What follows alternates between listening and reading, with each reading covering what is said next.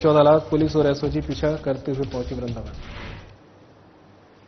चलिए अब रुक कर लेते खबरों का। निकाय चुनाव करीब करीब है, ऐसे में बीजेपी सदस्यता अभियान एक जरिए हर वर्ग तक पहुंचने की कोशिश में जुटी हुई है, जिसे लेकर बीजेपी प्रदेश अध्यक्ष महेंद्र भट्ट रामनगर पहुंचे, जहां उन्होंने बीजेपी सदस्यता अभियान कार्यक्रम में प्रतिभाग किया है। इस दौरान उन्होंने नए सदस्यों को मोबाइल ऐप के माध्यम से बीजेपी की सदस्यता ग्रहण कराई है। साथ ही उन्होंने निकाय चुनाव में बीजेपी की 100% जीत का दावा किया है। प्रदेश अध्यक्ष महेंद्र भट्ट ने कहा कि हमारा लक्ष्य 18 वर्ष के हर युवा को बीजेपी का सदस्य बनाना है। सदस्यता अभियान का पहला चरण 25 सितंबर तक पूरा होगा। प्रदेश में संगठन के अनुरूप 19 जिले हैं। सभी जिलों के एक एक मंडल में जाकर सदस्यता अभियान की समीक्षा की जाएगी। इस बार प्रथम चरण में 30 लाख लोगों को बीजेपी में जोड़ने का लक्ष्य है, जिसमें करीब अब तक 8 लाख लोगों को सदस्यता दिलाई जा चुकी है।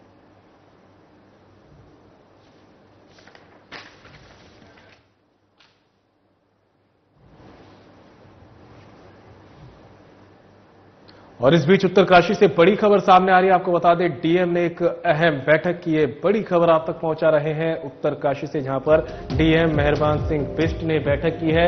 बैठक में स्वास्थ्य, सिंचाई, पर्यटन विभागों से संबंधित सीएम घोषणाओं के अनुपालन की स्थिति को परखा है। डीएम ने सीएम हेल्पलाइन पर दर्ज शिकायतों के निस्तारण की करी समीक्षा। अधिकारियों को दर्ज शिकायतों के संबंध निस्तारण के दिए निर्देश। डीएम ने अधिकारियों को दी हिदायत। जिले के विभिन्न विकास कार्यों के संबंध में सीएम की घोषणाओं के अनुपालन की स्थिति की करे समीक्षा। सीएम घोषणा के तहत स्वीकृत कार्यों को समयबद्ध ढंग से संपादित किया जाना जरूरी, कहना है डीएम का। कार्यों में देरी या हिला हवाली को नहीं किया जाएगा बर्दाश्त। सीएम घोषणा के तहत जिले में लोक निर्माण विभाग के कार्यों की प्रगति रही अच्छी। जिले में सड़कों और पुलों से संबंधित कुल 61 घोषणाओं के अनुपालन, 18 घोषणाओं का कार्य हुआ पूरा।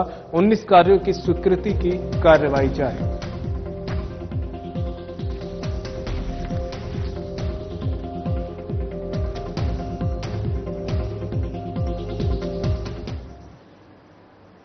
तो वहीं नगर निगम क्षेत्र अंतर्गत शिवाजी नगर के प्राथमिक स्कूल की बगल में एक आश्रम के बाहर खाली पड़ी भूमि पर विवाद हो गया। निवर्तमान पार्षद जयेश राणा ने भूमि को सरकारी बताते हुए आश्रम संचालक पर कब्जा करने का आरोप लगाया है। मामले में नगर निगम, राजस्व विभाग और वन विभाग को शिकायत देकर भूमि पर हुए निर्माण को ध्वस्त करने की मांग की गई है। वहीं आश्रम संचालिका रेखा जोशी का दावा है कि आश्रम के बाहर खाली पड़ी भूमि उनकी है, जिसके दस्तावेज उनके पास मौजूद हैं। कब्जे का आरोप गलत है।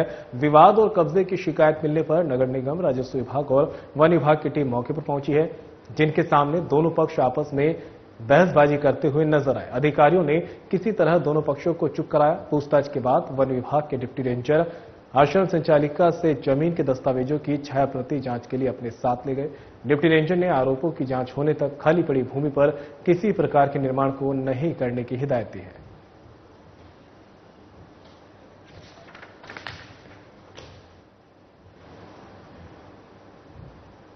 सहायक संभागीय परिवहन विभाग ट्रैफिक नियमों का उल्लंघन करने वालों के खिलाफ एक बार फिर एक्शन में दिखाई दे रहा है। एआरटीओ मोहित कोठारी ने चेकिंग करके 11 वाहन सीज किए हैं और 53 वाहनों पर चालान काट 4,52,000 रुपए का जुर्माना लगाया है। एआरटीओ मोहित कोठारी ने बताया कि चेकिंग अभियान रायवाला, नेपाली फार्म और डोईवाला क्षेत्र में चलाया गया। इस दौरान ओवरलोडिंग में 4, बिना लाइसेंस के 14, बिना फिटनेस के 12, बिना परमिट के 9, बिना टैक्स के 19, बिना इंश्योरेंस के 13 और ध्वनि प्रदूषण करने पर 9 वाहनों के चालान काटे गए।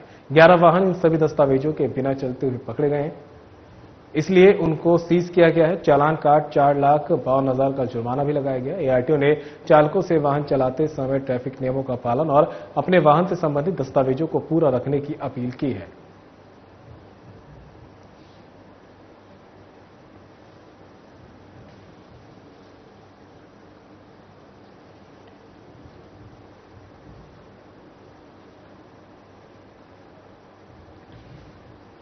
और देहरादून से इस बीच बड़ी खबर सामने आ रही है। आपको बता दें, अधूरे निर्माण कार्यों को लेकर डीएम यहां पर गंभीर नजर आ रहे हैं। बड़ी खबर आप तक देहरादून से पहुंचा रहे हैं, जहां पर डीएम ने कार्यदायी संस्थाओं के साथ बैठक भी की है। अधूरे निर्माण, सड़क के गड्ढों और पानी लीकेज की शिकायतों पर डीएम सविन बंसल गंभीर है। सड़क सुधारीकरण में विलंब का कारण एक दूसरे पर टाले जाने पर डीएम ने जताई नाराजगी। जब तक खुद ही सड़कें दुरुस्त नहीं हुई, तब तक किसी कार्यदायी संस्था को नए खुदान की नहीं होगी अनुमति। ये कहना है डीएम का। जनमानस के परामर्श के बगैर नहीं दूंगा अनुमति। कार्यदायी संस्थाओं की दलीलों से नहीं माने डीएम। अधिकारियों को डीएम बंसल की दो टूक, पहले संचालित कार्यों को पूरा करे कार्यदायी संस्थाएं, निर्माण कार्यों के बाद सड़कों का शीघ्र करे सुधार, तभी दी जाएगी नए कार्यों की अनुमति। 25 अक्टूबर तक सभी सड़कें करें ठीक। निर्माण कार्यों की अनुमति को डीएम ने किया सरल। एक टेबल पर बैठेंगे सभी विभागों के अधिकारी, मौके पर ही मिलेगी अनुमति। क्षेत्र में कार्य कर रही कार्यदायी संस्था और कार्यों की जनमानस को मिलेगी समय सीमा जानकारी। सशर्त दी जाएगी निर्माण की अनुमति। समय से पूरे करने होंगे सभी कार्य। प्रदेश में नई पहल की शुरू। लीकेज और मरम्मत कार्यों के लिए बनाया नए मार्ग। बिना अनुमति के सड़क की खुदाई पर होगी कार्रवाई। पाइपलाइन लीकेज और मरम्मत पर जल संस्थान की तय होगी जवाबदेही। अगली बैठक में पूर्ण विवरण और कार्य योजना के साथ बैठक में करे प्रतिभाग। विभाग अपनी समन्वय से करे कार्य।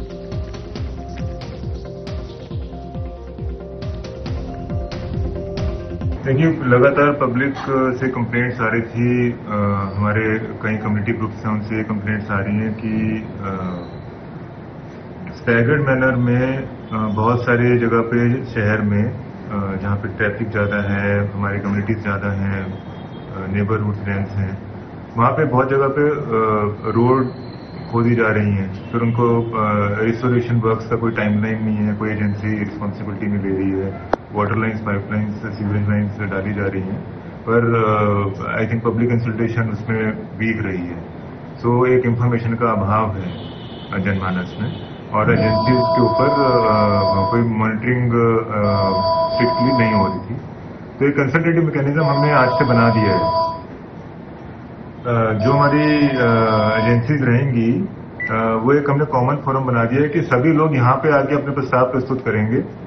यहीं पे डिसीजन होगा कि किसको कितनी देर के लिए अनुमति मिलेगी, और पहले जो वर्क्स उन्होंने खोदे गए हैं वो रिस्टोर करेंगे पहले, उसके बाद ही नए काम की उनको परमिशन दी जाएगी। चाहे वो हमारे पुलिस है, ट्रैफिक है, या पीडब्ल्यूडी है, विद्युत है, जल संस्थान है, सबको हमने एक ही फोरम में क्लब कर दिया है, और आगे से इसी फोरम से डिसाइड होगा जो अभी तक हमें मिसिंग लगा था। तो जिससे एक प्रक्रिया सैनिटाइज हो जाए, स्ट्रीमलाइन हो जाए, और हमारे मीडिया के जरिए, हमारे प्रेस नोट्स के जरिए आम जनमानस में भी ये इन्फॉर्मेशन चली जाए कि इस एरिया में इस एजेंसी को इतने टाइम के लिए ये परमिशन मिली है और इतने टाइम में ये रिस्टोर कर लेगी। डेली एक्टिविटीज में, कम्यूटिंग में, ट्रैफिक में, बच्चे स्कूल जाते हैं, हॉस्पिटल जाते हैं, लोग अपने वर्क प्लेसेस पे जाते हैं, तो उनको ये जो कठिनाइयां आ रही हैं वहाँ पे स्टे करने में, ट्रांसपोर्टेशन में, वो न्यून हो सकती। प्रशासन की चेतावनी के बावजूद पर्यटक उफनती गंगा के खतरनाक तटों पर जाने से बाज नहीं आ रहे। पर्यटकों की ये हरकत उनके लिए जानलेवा साबित हो रही है। आज दिल्ली से 5 पर्यटक शिवपुरी घूमने के लिए पहुंचे, जहां गर्मी से राहत पाने के लिए सभी पर्यटक गंगा में नहाने के लिए चले गए। गहराई और बहाव का अंदाजा नहीं होने की वजह से 2 पर्यटक गंगा में बह गए। साथियों ने पुलिस कंट्रोल रूम को सूचना दी तो पुलिस और एसडीआरएफ की टीम मौके पर पहुंची। फिलहाल एसडीआरएफ ने गंगा में सर्च ऑपरेशन चलाना शुरू कर दिया है। गोताखोर भी गंगा की गहराइयों में गोता लगाकर पर्यटकों की तलाश कर रहे हैं, लेकिन पर्यटकों का कुछ पता नहीं चला। एसडीआरएफ के इंस्पेक्टर कविंद्र सजवान ने बताया कि गंगा में बहने वाले पर्यटकों की पहचान आकाश और संदीप के रूप में हुई है। ये दोनों अपने साथी सचिन, राजीव चौधरी और महेश के साथ घूमने के लिए आए थे। मुनि की रेती के इंस्पेक्टर रितेश शाह ने बताया कि घटना की जानकारी परिजनों को दे दी गई है। परिजन दिल्ली से शिवपुरी के लिए निकल चुके हैं।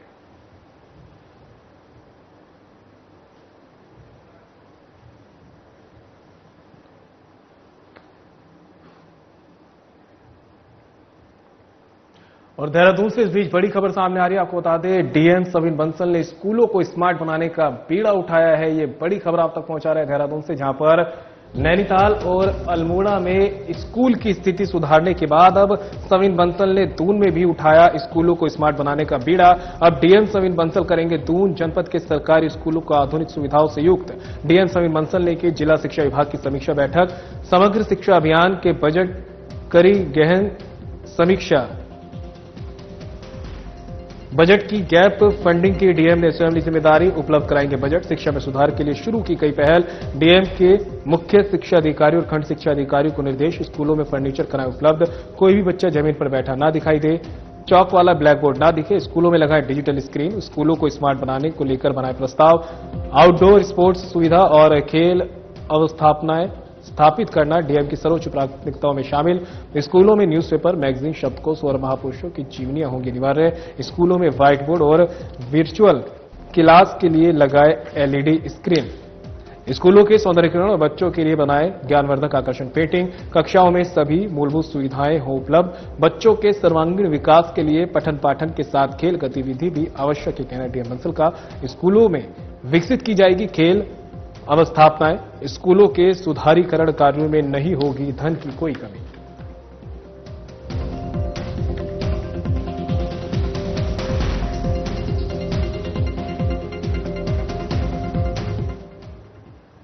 तो वहीं फ्लैट बेचने के नाम पर सेना के जवान से 14 लाख की धोखाधड़ी करने वाली महिला को पुलिस और एसओजी की टीम ने वृंदावन से गिरफ्तार किया है। आरोपित महिला को पुलिस ने कोर्ट में पेश करने के लिए भेजा है।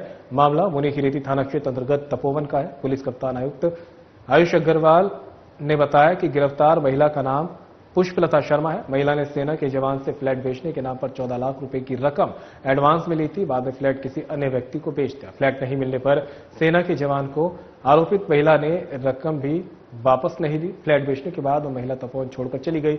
शिकायत मिलने पर इंस्पेक्टर रितेश शाह को मामले में मुकदमा दर्ज करने के निर्देश दिए गए हैं और आरोपित महिला को गिरफ्तार करने की जिम्मेदारी तपोवन चौकी प्रभारी प्रदीप रावत और एसओजी के ओमकांत भूषण को दी। आज महिला को वृंदावन से गिरफ्तार कर लिया गया है।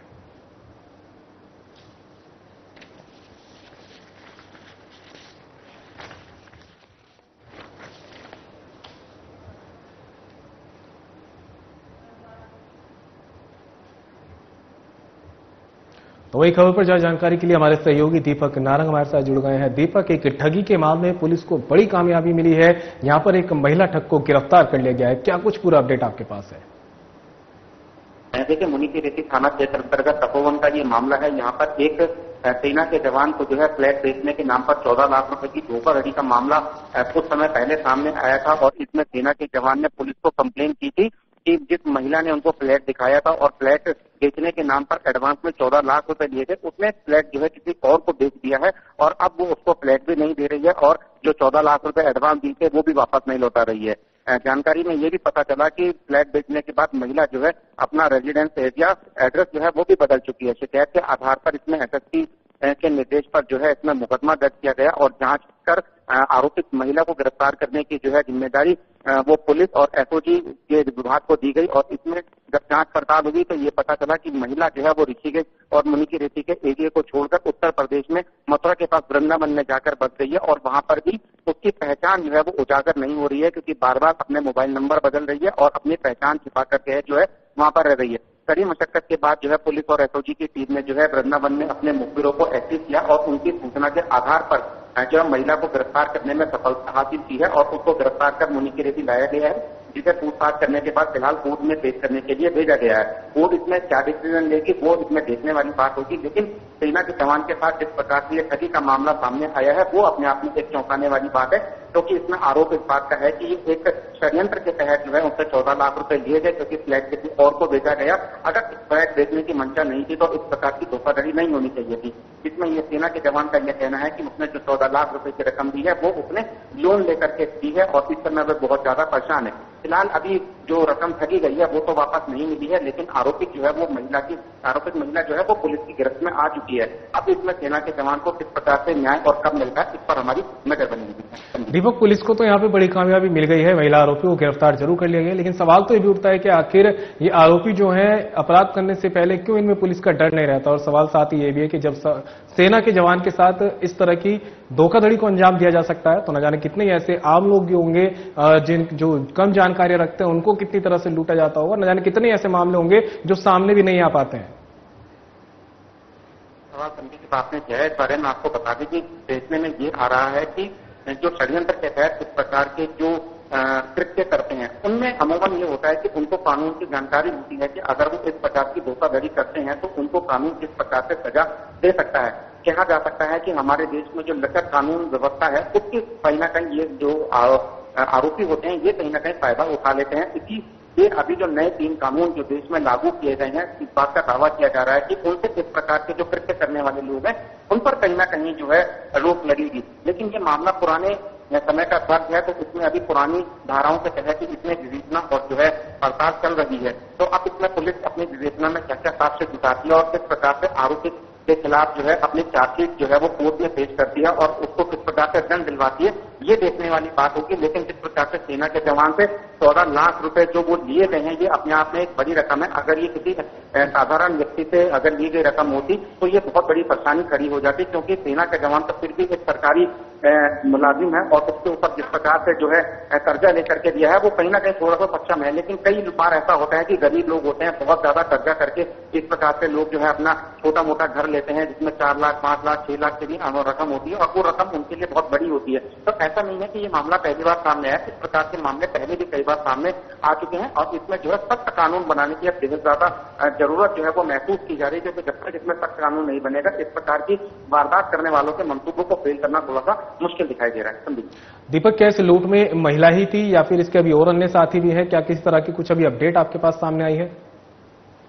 देखिए, अभी तक तो यही पता चला है कि फ्लैट बेचने के मामले में सिर्फ ये आरोपित महिला जो है यही शामिल थी, क्योंकि इसने ये बताया था कि ये फ्लैट जो है इसके पति का है और इसके पति की जो है डेथ हो चुकी है और डेथ होने के बाद जो है सीधे तौर पे जो है ये फ्लैट की जो है मालकिन बन गई है, तो उसको बेचने का उसको अधिकार है। लेकिन जब दस्तावेज चेक किए गए जो उसके पति के नाम के जो दस्तावेज है, तो उसमें जो है पत्नी का नाम कुछ और लिखा गया था और जब उसकी जांच पड़ताल करने के बाद जो है वो प्रिंट निकाले गए, तो जब पुलिस के बाद इसकी शिकायत की गई तो उसको भी इसके अंदर सबमिट किया गया, क्योंकि षड्यंत्र के तहत जो है इसमें फंसाया गया है, क्योंकि उसने झूठ बोला कि मेरे पति का नाम यह है, जबकि पता ये चला है कि उसके पति का नाम कुछ और भी है। तो ऐसे में जो है ये अपने आप में अभी तक सिंगल ही पता चला है कि एक महिला का अपने आप इसमें शामिल है और बताया ये भी गया कि ये महिला कुछ छोटी मोटी उम्र की नहीं है बल्कि 60 वर्ष की, यानी कि सीनियर सिटीजन के पद पर खड़े होने के बाद इस प्रकार की जो वारदात सामने आई तो इसको समझा जा सकता है कि महिला ने किस प्रकार से दिमाग जो है इस प्रकार की ठगी को करने के लिए लगाया होगा। अब पुलिस इसमें किस प्रकार से अपनी जांच को आगे बढ़ाती है और किस किस प्रकार से सेना के जवान को न्याय दिलाने का काम करती है, इस पर जो नजर हमारी और सेना के जवान की बिल्कुल बनी हुई है। इसमें जो भी अपडेट सामने आएंगी वो भी हम अपने दर्शकों को जल्दी बताएंगे। बिल्कुल दीपक, तमाम जानकारी के लिए आपका बहुत बहुत शुक्रिया। तो वहीं आईडीपीएल स्थित पप्पू वाल्मीकि के घर में कोबरा सांप दिखाई देने से हड़कंप मच गया है। घर में मौजूद लोग सांप देख को पूरी तरह से घबरा गए हैं और बचने के लिए इधर उधर भागने लगे हैं। सूचना मिलते ही वनकर्मी कमल राजपूत सांप का रेस्क्यू करने के लिए मौके पर पहुंचे।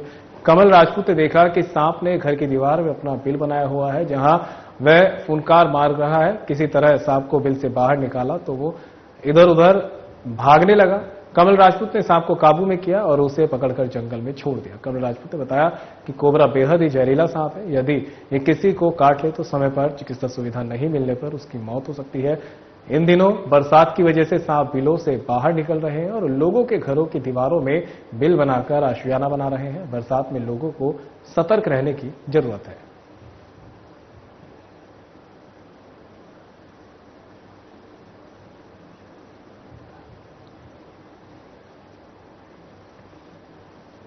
और हेमकुंड से इस बीच बड़ी खबर सामने आ रही है। आपको बता दें, हेमकुंड साहिब यात्रा ने एक बार फिर से रफ्तार पकड़ ली है। ये बड़ी खबर आप तक पहुंचा रहे हैं हेमकुंड से।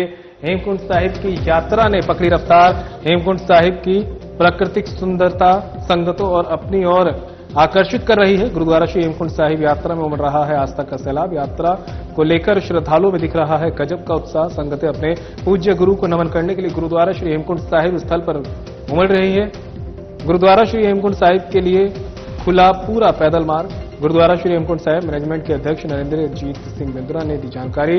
हरिद्वार, ऋषिकेश, श्रीनगर, जोशीमठ, गोविंद घाट और घाघरिया में है धर्मशालाएं। सभी गुरुद्वारों में 24 घंटे दर्शनार्थियों को संपूर्ण यात्रा मार्ग पर निःशुल्क ठहरने और भोजन की सुविधा करते हैं प्रदान। धर्मशाला न केवल श्री हेमकुंड साहिब के तीर्थयात्रियों के लिए बल्कि अन्य धामों और फूलों की घाटी जाने वालों के लिए भी सेवाएं करती है प्रदान। ट्रस्ट द्वारा रतुरा रुद्रप्रयाग में बनाई जा रही है एक नई आधुनिक धर्मशाला। गुरुद्वारा श्री हेमकुंड साहिब और चारधाम के दर्शनार्थियों के लिए होगी वरदान साबित। 2 लाख से अधिक संगठनों ने किए गुरुद्वारा श्री हेमकुंड साहिब के दर्शन। 10 अक्टूबर को गुरुद्वारा श्री हेमकुंड साहिब के कपाट होंगे बंद।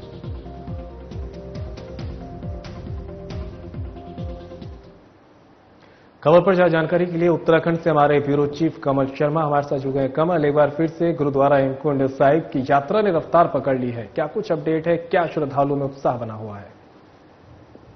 हाँ बिल्कुल संदीप, कहें तो जैसे ही अब थोड़ा मौसम खुल गया, मौसम क्लियर हो गया, भले मौसम चेंज हुआ है, पर दोबारा से हम देख रहे हैं, चाहे हेमकुंड की बात करें, चाहे चारोधाम की बात करें, लगातार कहीं ना कहीं अब श्रद्धालुओं की संख्या लगातार बढ़ रही है। केदारनाथ की बात करें, हम देख रहे हैं पूरा सितंबर का और अगले 15 सितंबर तक हेलीकॉप्टर फुल बुकिंग है।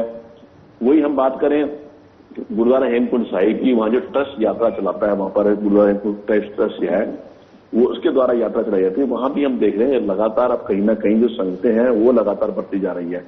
सारी व्यवस्थाएं जो कहें तो हेमकुंड साहिब द्वारा की जाती हैं, अच्छी व्यवस्थाएं होती हैं, जगह जगह रहने की, खाने की, पीने की सभी व्यवस्थाएं, मेडिकल सुविधा फिर की जाती है। कुल मिला के कहें इस बार का नजारा बिल्कुल अलग दिख रहा है। अब खुला आसमान है, ऊपर की चारों में हल्की हल्की बर्फ है, लेकिन अब संगतें लगातार जल रही हैं। जो पैदल मार्ग है पूरी तरह बिल्कुल ठीक है, लोग यात्रा चल रही है। साथ ही सबसे बड़ी बात है जो हेलीकॉप्टर की व्यवस्थाएं हैं वो भी अब पूरी तरह से एकदम बिल्कुल हो गई और मौसम बहुत बढ़िया है। अब कहें थोड़े ही दिन बचे हैं, 10 अक्टूबर को यहाँ पर अगर बात करें तो 10 अक्टूबर को यात्रा जो है वो समाप्त हो जाएगी। हेमकुंड साहिब के कपाट बंद हो जाएंगे, अब कुछ ही दिन बचे हैं। तो कुल मिला के यही ट्रस्ट की अपील है कि अब कुछ ही समय बचा, अगर कहें तो लगभग 18 से 20 दिन बचे हैं यहाँ पर। वो जो इस समय यात्रा पे आना चाहता है आए, गुरु घर की खुशियां प्राप्त करे और साथ ही सभी सुविधाएं बेहतर जो तो ट्रस्ट वाला दी गई है, यही अपील कर रहे हैं कि अब आए, मौसम बहुत बढ़िया है, अच्छी व्यवस्था है, वहां पर सरोवर में जल अच्छा है, सब चीजों की व्यवस्था है, यहाँ पर आए और सुगम यात्रा करके अपने वापस जाए। यही अपील गुरुद्वारा हेमकुंड साहिब के जो अध्यक्ष हैं नरेंद्र सिंद्रा, उन्होंने की है यहाँ पर संगतों के लिए। कमल, यही बताया जा रहा है कि ट्रस्ट की तरफ से श्रद्धालु जो पहुंच रहे हैं उनको किसी तरह की परेशानी ना हो, उनको सुविधा और मिल सके, उसके लिए आधुनिक यहाँ पर धर्मशाला का निर्माण भी किया जा रहा है ताकि जो श्रद्धालु पहुंच रहे हैं उनको काफी राहत मिल सके। हाँ संदीप, सबसे बड़ी बात हम देखते हैं ट्रस्ट द्वारा, भले ही यहाँ पर मैनेजमेंट ट्रस्ट जो है हेमकुंड साहिब की यात्रा का जिम्मा इसके पास का है, पर जो भी बद्रीनाथ, केदारनाथ, गंगोत्री, यमुनोत्री जो भी जाना या श्रद्धालु होते हैं और जो इस मार्ग से होके जाते हैं वो भी इनके द्वारा जो सुविधाएं हैं वो ले सकता है, प्राप्त कर सकता है। जो सुविधाएं निःशुल्क हेमकुंड साहिब के लिए वही चारों धाम यात्रा भी रखी गई है। कुल मिला के अगर आप देखें टीवी स्क्रीन में खुद दिखा रहे होंगे इस बार आपका नजारा किस प्रकार की सुंदरता फूलों घाटों की अलग से दिख रही है और अलग दिख रही है।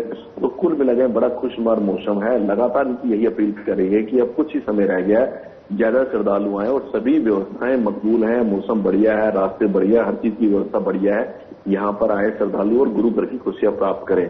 तो कुल मिला के कहें जिस हिसाब से हम देख भी रहे हैं कि लगातार कहीं ना कहीं जो संख्या है वो लगातार बढ़ती जा रही है, चाहे वो केदारनाथ की बात करें, हेमकुंड साहिब की बात करें, गंगोत्री यमुनोत्री करें, भगवान बद्री विशाल की बात करें, सभी जगह और पांचों धामों में इस बार कहीं ना कहीं जो संख्या लगातार बढ़ रही है। और अब कुछ ही समय रह गया, यहाँ भले ही 10 अक्टूबर को बंद हो जाएगी, लेकिन अगर हम चारों धाम की बात करें तो दिवाली के आसपास सभी चारों धाम के भी कपाट बंद हो जाएंगे। तो कुल मिलाकर सभी से अपील है कि मौसम बहुत बढ़िया है, हर चीज है, बारिश भी रुक गई है, मानसून भी लगभग खत्म हो चुका है। आप आए और चारों धाम की और हेमकुंड साहिब की यात्रा करके सकुशल अपने घर पर पहुंचे। कमल, बिल्कुल जिस तरह से हमने देखा था कि बीते दिनों मौसम काफी यहाँ पर बदलता रहा था, बारिश लगातार तेज थी, मानसून पूरी तरह से अपने चरम पर था। ऐसे में अब अभी 10 तारीख तक जो है अक्टूबर में यात्रा खत्म भी होगी यहाँ पे, तो श्रद्धालुओं का जो आने का आंकड़ा है क्या उसमें किसी तरह की बढ़ोतरी देखी जा रही है? क्या व्यवस्थाएं किस तरह से, क्या प्रशासन को किस तरह की परेशानी है या सब कुछ जो है अभी सुव्यवस्थित तरीके से चल रहा है? हाँ कहें तो मौसम बिल्कुल ठीक है, रास्ते काफी कुछ ठीक हो चुके हैं और अभी तक कहें तो 2 लाख से अधिक अगर हेमकुंड साहिब की बात करें तो यहाँ अभी तक समिति में यहाँ पर पहुंच चुके हैं। लगातार मुझे लगता है जो 18-20 दिन है वो कहीं ना कहीं लगातार संख्या जो लगातार बढ़ती जा रही है और लगता है ये आंकड़ा जो 2.5 से 3 लाख तक पहुंच जाएगा। इसीलिए हेमकुंड साहिब द्वारा लगातार अपील करी जाए कि आप आए यहाँ पर, आप खुद यहाँ का नजारा देखें, आप यहाँ खुद व्यवस्थाएं यहाँ की देखें, कितनी सुंदर है, कितनी व्यवस्थाएं, हर चीज है, बस आपके आने का इंतजार है। आप यहाँ पर आए, सरोवर में स्नान करें, गुरु घर की खुशियां प्राप्त करें और सभी व्यवस्थाएं ट्रस्ट द्वारा आपके लिए यहाँ पर उचित व्यवस्था रखी गई है। बिल्कुल कमल, तमाम जानकारी के लिए आपका बहुत बहुत शुक्रिया। और फिलहाल बुलेटिन में मेरे साथ इतना ही, दीजिए इजाजत, नमस्कार।